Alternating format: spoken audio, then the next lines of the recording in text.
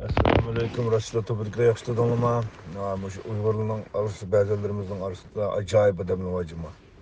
Ettiğim bir boncu gep anlattıkken ben kallamdan idimde fakat ötmeydi. Bizdeki Uygur'daki nimdigen bir tarmır milletçilik bu deyme. Ben milletten davasını kılımen dep çıkıvakan şu kurdikilerinin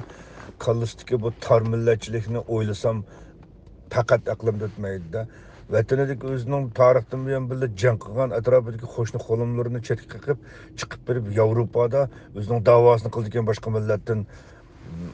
nima tilab shafaat tilab qanday gap bu qanday mantiqa bu faqat idiyimda o'tmaydi shu qiliqlari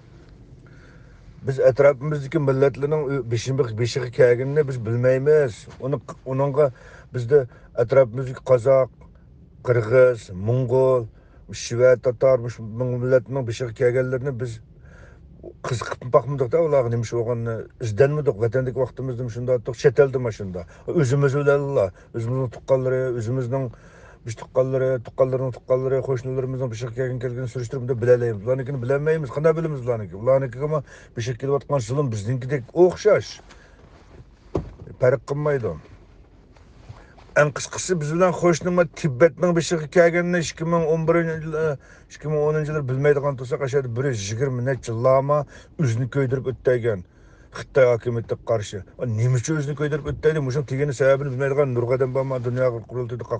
o'zini men da'vo lider deb yurgan adashlarning birisi bilmaydi 2012 mushu nima Haynanda Xitoyning Haynanda Shenyani bilasizlar mishada bir millat var o'zini men malay deydi biz musulmon to'q deydi